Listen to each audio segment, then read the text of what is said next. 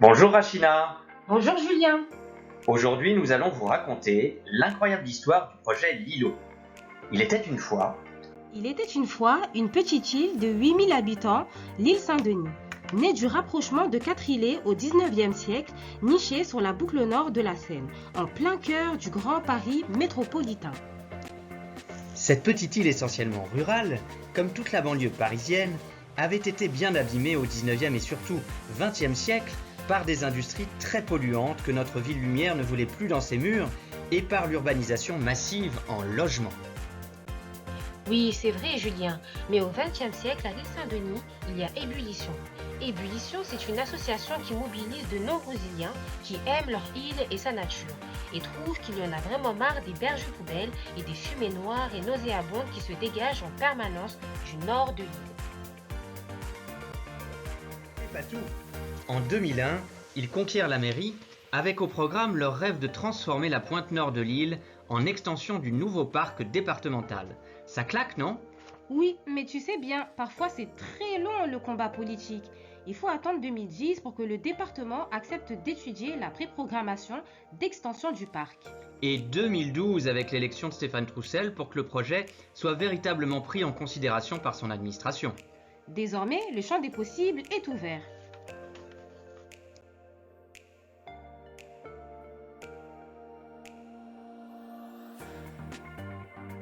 Le champ des possibles est ouvert, mais encore faut-il le faire sortir de terre, ce projet. Et là encore, cela demande du temps. En gros, d'après nos experts en chronométrologie, on peut dire qu'il y a eu 3 phases. Phase 1 de 2012 à 2017. La naissance de l'îlot comme projet d'aménagement. Phase 2 de 2018 à 2020. Là, c'est l'ouverture du site à son exploitation. Et phase 3 à partir de 2021 qui est toujours en cours. C'est ce que l'on voit en ce moment. On consolide et diversifie les activités et on continue à aménager pour aller vers une vraie extension du parc départemental. Reprenons cette phase 1. Lilo, c'est d'abord une vision.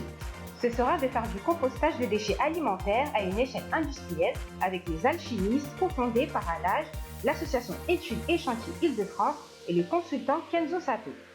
Ok, alors il faut également une collectivité qui accepte de jouer le jeu. Tu as ça aussi ? Ce sera le département du 93 qui confie les clés de la gestion du site à Alage pour 10 ans. La confiance règne pour de vrai et ça change tout dans le partenariat. Le projet est entièrement co-conçu et co-porté. Enfin, il faut que l'exploitant du site, Colas, soit vendeur. Ne me dis pas que... Si. Non seulement Colas est vendeur, mais en plus, il finance l'étude de pollution des sols dès 2016.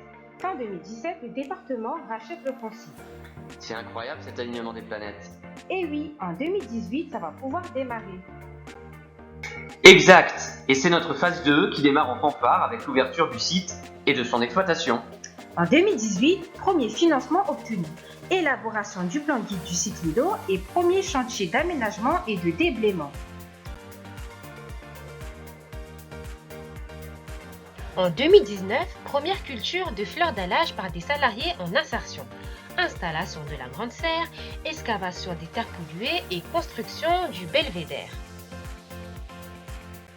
Enfin, expérimentation scientifique de dépollution des sols et concertation des habitants. Appel à projet citoyen et première fête d'ouverture.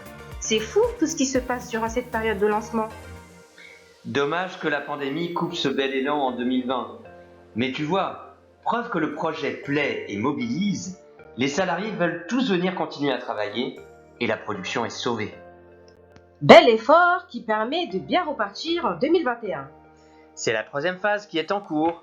Il faut maintenant étendre et consolider l'activité fleurs d'alage, poursuivre les aménagements comme ceux de la seconde base de vie et de la guinguette, fabriquée en matériaux de récupération, développer de nouveaux partenariats scientifiques, économiques, et puis ouvrir le site aux artistes, les musiciens, les peintres, les sculpteurs.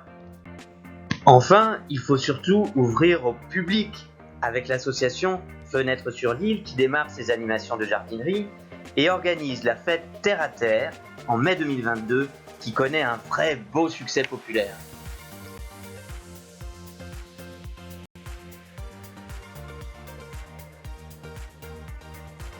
C'est vrai que Lilo va entrer dans sa 5e année.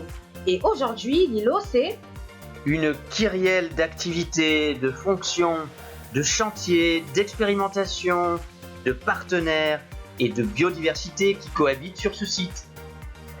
Légumes, plantes aromatiques et médicinales, substrats fertiles, nichoirs à oiseaux, bosquets d'arbres et bientôt bassins d'aquaculture. L'îlot, c'est la nature en ville qui reprend ses droits sur la pollution. Chantier d'aménagement, chantier espace vert, chantier horticole, de la graine au bouquet, activités de ramassage de déchets alimentaires et de compostage industriel. L'îlot, ce sont de nouveaux métiers urbains, locaux, accessibles, formateurs et valorisants. Restauration de sols pollués, protocole de fertilisation des sols sans apport de terre végétale, fabrication de substrats fertiles à partir des terres excavées du Grand Paris des JO, programme de recherche COMET sur les nouveaux métiers urbains et programme européen comparatif nature. L'îlot, c'est un terrain d'expérimentation scientifique pour trouver des solutions nouvelles à la crise environnementale dans les grandes métropoles. Fêtes, concerts, théâtres, fresques murales géantes, sculptures, ateliers, jardins collectifs, parcours pédagogiques, aires de jeu, guinguettes, festivals. L'îlot, c'est un lieu de rencontre, de convivialité, de création et de fête qui cultive le vivant comme le non-vivant. Mohamed Nabali, Stéphane Troussel, Bernard Stiegler, Audrey Pulvar, François Hollande, Jean Castex et même Mohamed Younous, prix Nobel de la paix. L'îlot, c'est un projet politique qui convainc tout le monde parce qu'il redonne de l'espoir en l'avenir. Alors qu'est-ce qu'on lui souhaite à ce projet, Rachina ? Bonne et longue route, l'îlot.